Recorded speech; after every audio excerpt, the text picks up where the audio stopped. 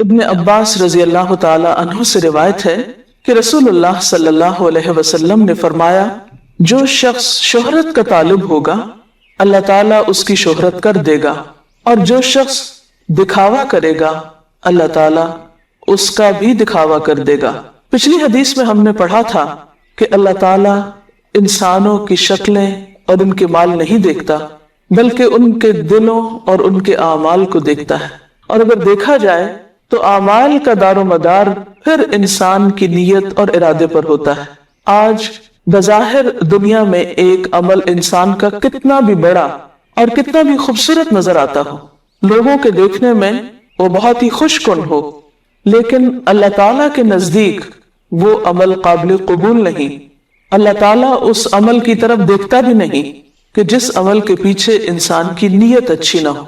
अगर किसी भी इंसान का अमल महज इसलिए है कि उस अमल की वजह से उसकी खूब शोहरत हो जाए, लोगों में उसकी मशहूरी हो जाए, वो नामवर कहलाए, तो अल्लाह सुब्हानो व तआला ऐसे अमल की कोई कीमत न देगा, कोई सिला न होगा उस पर उसके यहाँ। इसके बरक्स उस पर फर्द जुर्म आयद की जाएगी। और वो क्या कि क़यामत के दिन जब तमाम इंसान हशर के मैदान में इकट्ठे होंगे तो अल्लाह ताला उस शख्स की खूब शोहरत कर देगा। किस तरह कि ये है वो धोखेबाज शख्स जिसने बड़े बड़े अच्छे काम महज दिखावे के लिए किए थे, और इसकी नीयत सिर्फ शोहरत का हुसूल था। इसके दिल में महज शोहरत की तमन्ना और शोहरत की तलब थी। इसने अल्लाह ताला की रजा के लिए अच्छा काम नहीं किया था। इसकी सारी कोशिश, मेहनत और दौड़ धूप का नतीजा या उसका सबब क्या था? लोगों में मशहूर होना। इसने जो भी काम किए वो महज लोगों को दिखाने के लिए किए, लोगों की नजर में बड़ा बनने के लिए किए। तो एक और हदीस में आता है कि इस दुनिया में कोई भी शख्स जो शोहरत की जगह पर हो, यानी शोहरत का तालिब हो, और रियाकार हो, यानी दिखावे के काम करे, क़यामत के दिन अल्लाह ताला सबके सामने उसके आमाल को खोल कर रख देगा। क़यामत के दिन इंसान के सिर्फ ज़ाहिरी आमाल ही सामने नहीं आएंगे, बल्कि कुरान पाक में आता है वहुस्सिल मा फिस सुदूर, कि जो कुछ सीनों में होगा, जो कुछ इंसान के दिल में होगा, वो भी निकाल के रख दिया जाएगा, वो भी सामने लाया जाएगा। और वो सिर्फ सामने ही नहीं लाया जाएगा, बल्कि सारी मखलूक के सामने ले आया जाएगा। एक और हदीस में आता है, आप सल्लल्लाहु अलैहि वसल्लम ने फरमाया, जो कोई अपने बारे में गुरूर और तकब्बुर से बात करता है, यानी अपने आप को बड़ी चीज समझता है, अपनी बड़ाई जताना चाहता है, अल्लाह ताला उसे अपनी मखलूक के सामने यानी क़यामत के दिन जलील और रुस्वा करेगा, उसे हकीर करेगा, क्योंकि अल्लाह ताला को तकब्बुर कतअन पसंद नहीं। तो अमूमन इंसान शोहरत किस लिए चाहता है? लोगों की निगाहों में बड़ा बनने के लिए।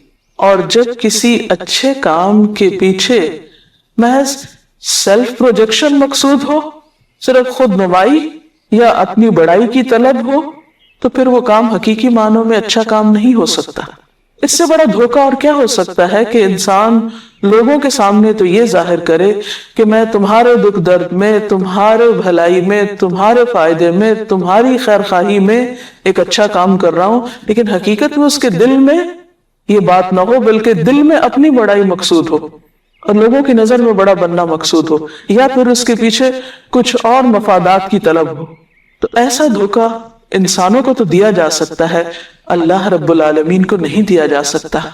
इसलिए मन सम्मा सम्मा अल्लाहु बिही, जो दिखावे का शौकीन है अल्लाह ताला उसका ये शौक पूरा कर देगा।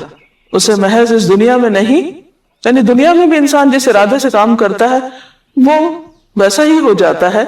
दुनिया में भी जितनी अल्लाह चाहता है वो बंदे को नामवरी और शोहरत मिल जाती है, लेकिन क़यामत के दिन वो नामवरी और शोहरत इंसान के किसी काम नहीं आएगी, बल्कि इसके बरक्स उस इंसान के अंदर को खोल के रखा जाएगा, उसका दूसरा रुख मखलूक के सामने लाया जाएगा और वहां उसकी रुसवाई की जाएगी। और इसी तरह जो दिखाना चाहता है, तो बाज़ औक़ात इंसान दिखावे के लिए से कोई काम करता है, लेकिन दूसरा कोई नोटिस भी नहीं करता उसको, दूसरा उसकी तरफ तवज्जो भी नहीं करता, लेकिन अल्लाह ताला जान लेता है कि इस शख्स का इरादा क्या है। तो दुनिया में कोई उसे देखे या ना देखे, क़यामत के दिन इंसान की उस धोखाबाजी को जरूर सबके सामने खोल कर रख दिया जाएगा। तो मन राया राय अल्लाहु बिही, आमतौर पर दिखावा किस चीज में होता है? दिखावा अमूमन नेकी के कामों में ज्यादा होता है। मसलन इबादत में दिखावा, इबादत में दिखावे में सबसे पहले नमाज आती है। नमाज में दिखावा किस तरह होता है? मसलन इंसान वैसे तो नमाज में सुस्ती करे, लेकिन जब कोई देख रहा हो तो बहुत चुस्ती से पढ़े, वैसे ताखीर से पढ़ता हो लेकिन लोगों के बीच में बैठकर वक्त पर पढ़े। तन्हाई में नमाज पढ़े तो महज टकरे मारे, जल्दी जल्दी पढ़ ले, और जब लोगों के बीच में हो तो बहुत खुशू खुजू के साथ और बहुत अच्छे तरीके से पढ़ के दिखाए, ताकि लोगों पर उसकी नेकी की धाक बैठे कि ये इंसान तो बहुत ही अल्लाह से डरने वाला है और बहुत ही मुत्तकी और परहेजगार इंसान है। तो ये जो दो रुखापन है कि तन्हाई में कुछ और सबके सामने कुछ, ये अल्लाह ताला के यहाँ काबिल कबूल नहीं, क्योंकि ऐसा शख्स दरअसल अल्लाह से नहीं डरता, उसके दिल में अल्लाह की अजमत नहीं, उसके दिल में अल्लाह के मुकाबले में लोगों की अजमत और लोगों की बड़ाई ज्यादा है, लोगों का डर ज्यादा है, ये लोगों के नजर में जचने का शौक ज्यादा है। तो रसूलुल्लाह सल्लल्लाहु अलैहि वसल्लम ने फरमाया, जिसने दिखावे की नमाज पढ़ी उसने शिर्क किया, जिसने दिखावे का रोजा रखा उसने शिर्क किया, जिसने दिखावे का सदका किया उसने शिर्क किया, क्योंकि उसने अल्लाह के साथ दूसरों को शरीक कर लिया। क्योंकि नमाज, रोजा और ये कुर्बानी सब कुछ किस लिए है? कुल इन्ना सलाती व नुसुकी व महयाया व ममाती लिल्लाहि रब्बिल आलमीन। आप कह दीजिए कि मेरी नमाज और मेरी कुर्बानी, मेरा जीना और मेरा मरना सब कुछ अल्लाह रब्बुल आलमीन के लिए है, ला शरीक लह, उसका कोई शरीक नहीं। व बिज़ालिका उमिरतु व अना अव्वलुल मुस्लिमीन, मुझे इसी चीज का हुक्म दिया गया और मैं सबसे पहला सर तस्लीम खम करने वाला हूँ, अल्लाह का फर्मा बरदार हूँ। लिहाजा कोई नमाज और रोजा और सदका और खैरात और नेकी का कोई काम उस वक्त तक काबिल कबूल नहीं जब तक कि वो खालिसतन अल्लाह ताला के लिए ना हो, उसकी रजा के लिए ना हो, क्योंकि इबादत तो सिर्फ अल्लाह का हक है, गैर अल्लाह का हक नहीं है। हमारी नमाज अल्लाह के लिए होनी चाहिए, बंदों के सामने नेक बनने के लिए नहीं। इसीलिए हम देखते हैं कि एक हदीस में रसूलुल्लाह सल्लल्लाहु अलैहि वसल्लम ने, जबकि आप मसीह दज्जाल का जिक्र फरमा रहे थे और लोगों को उसके बारे में खबरदार कर रहे थे, तो आपने फरमाया, क्या मैं तुम लोगों को इस चीज की खबर न दूं जो मेरे नजदीक मसीह दज्जाल से भी ज्यादा खौफनाक है? हमने अर्ज किया, क्यों नहीं ऐ अल्लाह के रसूल सल्लल्लाहु अलैहि वसल्लम? तो आपने फरमाया, वो शिर्क खफी है, यानी छुपा हुआ शिर्क है, और वो ये है कि कोई शख्स नमाज पढ़े और जब नमाज पढ़ने खड़ा हो और उस दौरान उसे महसूस हो कि कोई शख्स उसकी तरफ देख रहा है, तो वो अपनी नमाज को और खूबसूरत बना दे। यानी नमाज पढ़ने के लिए खड़ा हो और जो ही उसे महसूस हो कि कोई इंसान देख रहा है, तो नमाज बहुत अच्छे से पढ़ना शुरू कर दे। यानी जब वो अल्लाह के सामने खड़ा था तो उसको अपनी नमाज खूबसूरत बनाने का ख्याल ना आया, लेकिन जब उसने किसी मामूली इंसान को देखा तो उसके सामने अपनी नमाज खूबसूरत बना दी, तो उसने अल्लाह की कदर न की। ऐसा धोखेबाज शख्स इतना खतरनाक अमल करता है कि उसका ये अमल उसके लिए मसीह दज्जाल से भी ज्यादा हलाकत खेज है। इसी तरह क़यामत के दिन जब लोग अल्लाह के हुजूर हाजिर होंगे तो कुरान पाक में आता है कि सबको सजदे का हुक्म दिया जाएगा, सारी मखलूक से मुतालबा किया जाएगा कि वो अल्लाह ताला के सामने झुके। ऐसे में वो शख्स जो दुनिया में शोहरत के लिए सजदे किया करता था, दिखावे की नमाज पढ़ता था, लोगों की नजर में अच्छा बनने के लिए नमाज पढ़ता था, तो उसकी पुष्ट यानी उसकी कमर तख्ते की तरह अकड़ जाएगी और वो झुक ना सकेगा, सजदा ना कर सकेगा, क्योंकि दुनिया में उसके सजदे अल्लाह के लिए न थे। तो आज भला वो अल्लाह को सामने पाकर सजदा कैसे कर सकता है? कुरान पाक में आता है, वयुदऊना इला सुजूदी फला यस्ततीऊन, उनको सजदे की तरफ बुलाया जाएगा लेकिन वो इस्तिताअत न रखते होंगे, सजदा न कर सकेंगे। इसी तरह दिखावे का रोजा, कि इंसान रोजा रखे और खासतौर पर नफली रोजा, तो उसके बाद अपनी ऐसी शक्ल या हालत बना ले कि जिससे लोगों को उस पर तरस आए और बार बार वो उसके रोजे का प्रचार करे। फिर इसी तरह दिखावे का हज, महज अपने नाम के साथ हाजी लगाने के लिए कि लोगों को जब ये पता चले कि ये शख्स तो हज कर चुका है तो उनके दिल में फौरन ख्याल आएगा कि बहुत नेक इंसान है, लिहाजा ये हमारे साथ मामलात में धोखा नहीं करेगा और इस तरह कारोबार खूब चमकेगा। ये किसी भी और दुनियावी गर्ज के लिए, यानी अपनी नेकी की धाक बिठाने के लिए अगर कोई हज करता है تو ایسا حج بھی قابل قبول نہیں. اسی لیے ہم دیکھتے ہیں کہ رسول اللہ صلی اللہ علیہ وسلم نے حج کے موقع پر جو نیت کی تو اس وقت جو الفاظ تھے آپ کے وہ کیا تھے؟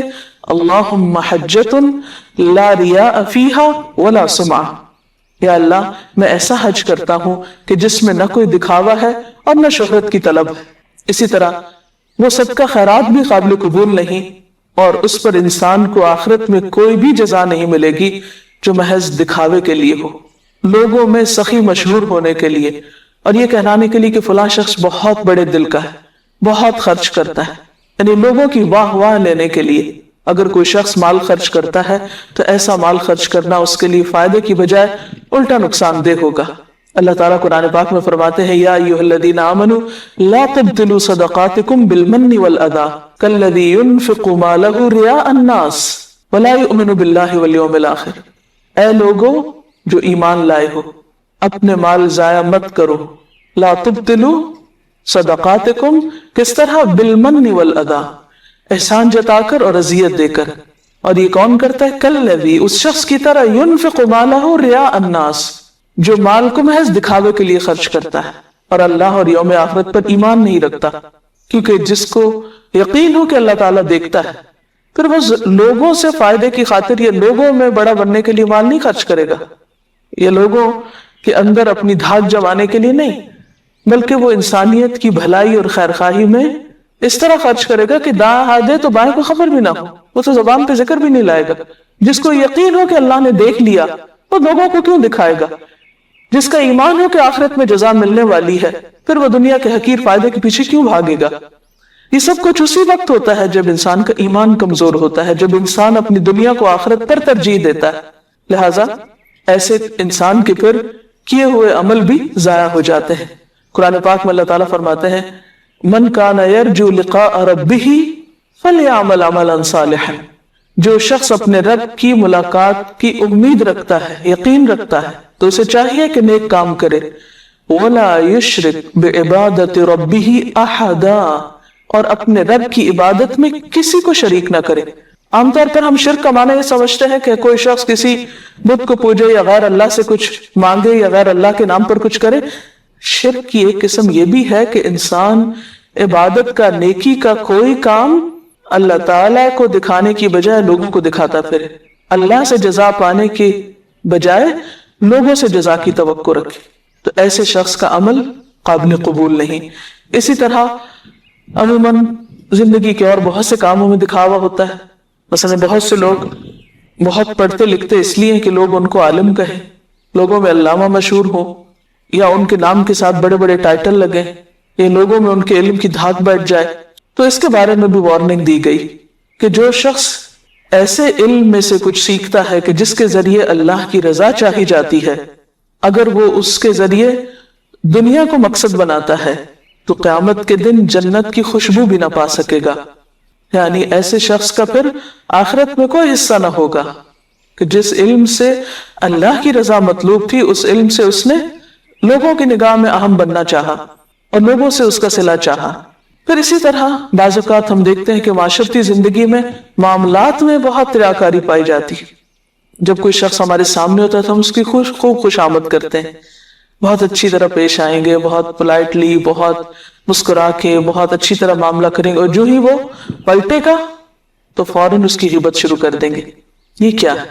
یہ بھی ایک دکھاوا ہے. یعنی آپ کا اخلاق کیا تھا؟ ایک دکھاوے کا اخلاق تھا جو آپ نے صرف کسی کے سامنے ظاہر کیا، اور جب وہ شخص نہیں تھا تو آپ کا اخلاق بھی ختم ہو گیا.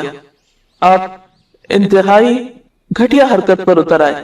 بعض اوقات کوئی شخص سامنے ہوتا ہے تو ہم اس کی بہت عزت کرتے ہیں، بہت احترام کرتے ہیں، نگاہیں نہیں اٹھاتے، لیکن جو ہی وہ جاتا ہے تو اس کے بارے میں بری سے بری زبان استعمال کرنا شروع کر دیتے ہیں، اس کو طرح طرح کے ناموں سے پکارتے ہیں، اس کو بیوقوف بناتے ہیں. بنیادی طور پر تو قرآن پاک میں یہ ساری صفات منافقین کی بتائی گئی.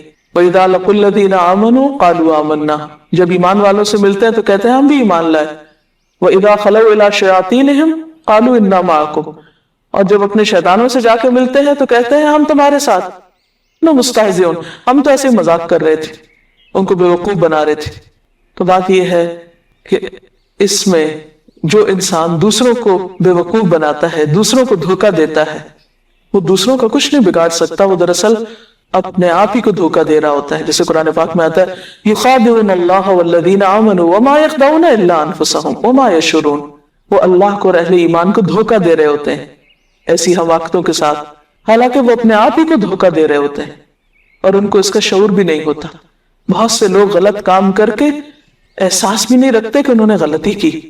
وہ اپنی غلطی پر شرمندہ ہونا تو دور کی بات، اس کی اصلاح کی تو دور کی بات، وہ اس غلطی کو غلطی سمجھتے ہی نہیں.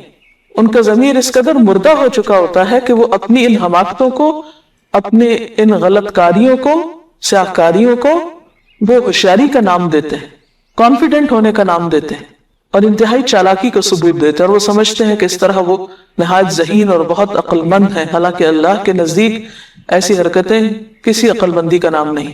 پھر اسی طرح بعض اوقات ایسا بھی دیکھا گیا ہے کہ جس شخص سے کوئی مفاد مطلوب ہوتا ہے اس کے سامنے انسان بہت اچھا بن جاتا ہے، اور جب وہ شخص نہ ہو تو دوسرے کے ساتھ معاملہ بہت خراب ہوتا ہے. مثلا بچوں کے ساتھ پیار کرنا جب ماں باپ سر پر ہو، اور جب ماں باپ نہ ہو تو بچوں کی پرواہ بھی نہ کرنا، خواہ وہ چیخ چیخ کے ہلکان ہو رہے ہوں. اسی لیے ہم دیکھتے ہیں کہ ہمارے معاشرے میں یتیم بچوں کی حالت بہت نازک ہے، یا ان کے ساتھ عزت کا سلوک نہیں کیا جاتا. کس لیے؟ کہ ان کے والدین سر پر نہیں. ان بچوں کی تو بہت اہمیت ہے جن کے والدین سامنے یا زندہ یا ان سے کسی قسم کے مفاد کی توقع ہے، لیکن وہ بچے جو محروم ہیں، بے سہارا ہیں، ان کو ہم کتنی عزت دیتے ہیں، ان کا کتنا خیال رکھتے ہیں، ان کے لیے کتنے تحفے تحائف کا اہتمام کرتے ہیں، ان کی کتنی دل جوئی کرتے ہیں. ہم سب اپنے کردار اور اپنے معاملات کو دیکھ سکتے ہیں کہ ہمارے رویے کیا ہیں، ہمارا معاشرہ کس طرف جا رہا ہے.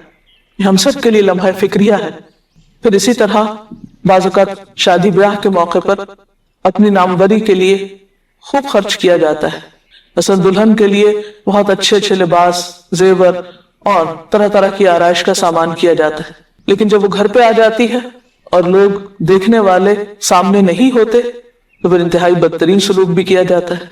بعض اوقات ضرورت کی چیز بھی نہیں فراہم کی جاتی، جیسے قرآن پاک میں آتا ہے فَوَيْلٌ لِّلْمُصَلِّينَ الَّذِينَ هُمْ عَنْ صَلَاتِهِمْ سَاهُونَ الَّذِينَ هُمْ يُرَاءُونَ وَيَمْنَعُونَ الْمَاعُونَ. ہلاکت ہے ان نمازیوں کے لیے جو اپنی نمازوں سے غافل ہیں، وہ جو دکھاوا کرتے ہیں اور ضرورت کی معمولی چیز بھی روک لیتے ہیں. یعنی یہ کردار صرف بے نماز لوگوں کے اندر نہیں، بعض اوقات نماز پڑھنے والوں کے اندر بھی پایا جاتا ہے جو بظاہر دینداری کا اہتمام کیے ہوئے ہیں لیکن معاملات میں انتہائی گھٹیا رویوں کا شکار ہے، کہ ویسے دکھاوے کی نمازیں پڑھتے ہیں لیکن انسانی ضروریات میں معمولی چیزیں دینے سے بھی انکار کر دیتے ہیں. اتنے دل کے بخیل ہوتے ہیں، اتنے تنگ دل ہوتے ہیں. تو بات یہ ہے کہ اللہ تعالیٰ کے ہاں ایسے رویے قابل گرفت ہیں، سخت ناپسندیدہ ہیں، اور ان سے پرہیز کرنا نہایت ضروری ہے. ورنہ نقصان کیا ہے کہ ہماری دنیا میں بھی ہمارے معاملات لوگوں کے ساتھ خراب ہوتے ہیں، اور آخرت میں تو ایسے اعمال کا کچھ وزن ہی نہیں ہوگا. جیسے قرآن پاک میں اللہ تعالیٰ فرماتے ہیں لا نقیم لہم یوم القیامت وزنا. قیامت کے دن ہم ان کے اعمال کو کوئی وزن ہی نہیں دیں گے، خواہ بظاہر دیکھنے میں وہ بہت بڑے بڑے عمل ہی کیوں نہ ہوں. تو حدیث کیا ہوئی؟ من سمع سمع اللہ بہ. جو شہرت کا طالب ہے، شہرت چاہتا ہے، اللہ اس کی شہرت خوب کرے گا. قیامت کے دن لوگوں کے سامنے اس کی خوب ذلت اور رسوائی کی جائے گی، ذلت اور رسوائی میں خوب مشہوری ہوگی اس کی. اور جو دکھاوا کرے گا اس کی بدنیتی اور اس کے سیاہکاری اور اندر کا سیاہ دل لوگوں کے سامنے لا کے رکھا جائے گا کہ یہ ہے وہ شخص جو بظاہر بہت خوبصورت عمل کر رہا تھا لیکن اندر سے یہ ایسا تھا. تو چونکہ اللہ تعالیٰ ہمارے دلوں کو دیکھتا ہے، وہ ان کا جائزہ لیتا ہے، تو جو کچھ ہمارے دل کے اندر ہے وہی دراصل عمل کی بنیاد ہے اور وہی سامنے آنے والا ہے. اس سلسلے میں اگر آپ کے ذہن میں کوئی سوال ہو یا مزید آپ کوئی وضاحت کرنا چاہتے ہوں تو آپ کر سکتے. ڈاکٹر ہاشمی، اس بات پر روشنی ڈالیے کہ انسان کے اندر اپنی شہرت اور ناموری کا ایک شوق موجود ہوتا ہے. وہ چاہتا ہے کہ جو کچھ وہ اچھا کام کرے وہ لوگوں کو پتہ چلے، لوگ اسے اپریشیٹ کریں، اس کی ایکنالجمنٹ ہو. تو اس بارے میں آپ کیا کہتی ہیں کہ کیا انسان اپنی اس خواہش کو دبائے یا یہ ایک نیچرل اس کی فطرت میں موجود ہے، یا مشہور ہونے کی خواہش اس کی فطرت میں موجود ہے؟ بنیادی طور پر یہاں یہ نہیں کہا جا رہا کہ انسان کسی اچھے عمل کی جزا کی توقع نہ رکھے یا اس کے اندر کا جو اچھا بننے کا یا اچھا نظر آنے کا شوق ہے وہ دبا دیا جائے. اس حدیث کا مفہوم یہ ہے کہ انسان جب کوئی خیر اور بھلائی کا کام کرے تو اس کے نتیجے میں جو کریڈٹ ہے وہ خود کو نہ دے، بلکہ جس نے ہمیں یہ ساری نعمتیں دی ہیں یعنی اللہ سبحانہ و تعالی، اسی کی رضا کے لیے سب اچھے کام ہوں. کیونکہ جتنی بھی ہماری عبادات ہیں بنیادی طور پر عبادت کی غرض کیا ہے؟ یعنی اس کے ذریعے خود نمائی کا شوق پورا کرنا یا اللہ تعالیٰ کی نعمتوں کا شکر ادا کرنا، اللہ کا شکر ادا کرنا. تو پھر ہمارے دل کے اندر بھی یہ کیفیت ہونی چاہیے، نہ کہ اس کے نتیجے میں ہم خود کو بڑا منوائیں. پھر اسی طرح بندوں کی جب ہم خدمت کرتے ہیں یا بندوں کی ہم مدد کرتے ہیں تو اس میں بھی ہم کیا احساس ان کو دلا رہے ہوتے ہیں کہ ہم تمہارے فائدے میں یہ کام کر رہے تھے. اور اگر ہمارے دل کے اندر خود نمائی ہے یا خود کو بڑا کرنا ہے تو یہ موقع اور یہ مقام خود کو منوانے کا نہیں بلکہ دوسرے کی بھلائی کرنے کا ہے.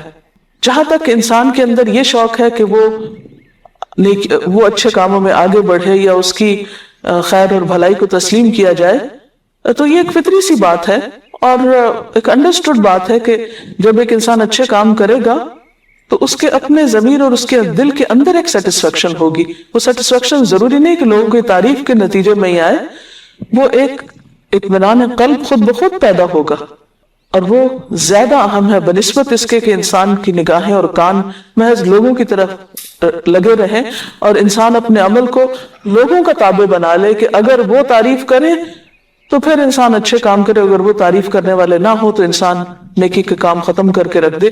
کیونکہ یہ مضبوط بنیاد نہیں کسی بھی اچھے کام کرنے کی. کیونکہ بہت سے مواقع ایسے ہوتے ہیں جب ہماری کوئی تعریف کرنے والا نہیں ہوتا لیکن کسی بھی اچھے کام کی ضرورت بہت زیادہ ہوتی. اب یہاں ایک بات یہ بھی ہے کہ اگر کوئی شخص اس نیت سے کام نہیں کرتا کہ لوگ اس کی تعریف کریں، لیکن چونکہ وہ اچھا کام کرتا ہے تو لوگوں کے دلوں میں اترتا ہے اور لوگ اس کی تعریف کرنے لگتے ہیں. تو ایک شخص نے آپ صلی اللہ علیہ وسلم سے آ کر پوچھا کہ ایک شخص اچھے کام کرتا ہے اور اس کا ارادہ اور نیت نہیں ہوتی کہ لوگ اس کی تعریف کریں، لیکن لوگ اس کے نہ چاہنے کے باوجود اس کی تعریف شروع کر دیتے ہیں، تو کیا اس سے اس کے عمل میں کمی تو نہیں واقع ہوگی؟ تو آپ نے فرمایا نہیں، تل کا بشرا عاجلہ، یہ جلد ملنے والی خوشخبری یعنی عمل کی قبولیت کی علامت ہے. تو وہ جب ایک انسان کوئی اچھا کام کرتا ہے اور وہ اچھائی ایک اچھے اثرات چھوڑتی ہے اور اس کے نتیجے میں انسان کو جو اطمینان قلب نصیب ہوتا ہے وہ سیٹسفیکشن اس سے کہیں بڑی ہے جو محض ایک تعریف چاہنے کی خواہش کی تکمیل پر انسان کو ملتی. جی کوئی اور سوال؟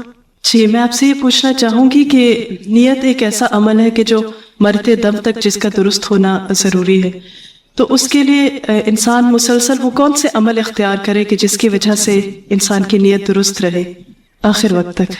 آپ کا سوال بہت اچھا تھا کہ انسان کا چونکہ دل بدلتا رہتا ہے اور زندگی کے آخری لمحے تک انسان مسلسل جد و جہد اور کوشش میں ہوتا ہے، تو وہ کیا طریقہ ہو کہ جس سے انسان اپنی نیت پر قابو رکھے اور اس کو بھٹکنے یا بدلنے سے روک سکے.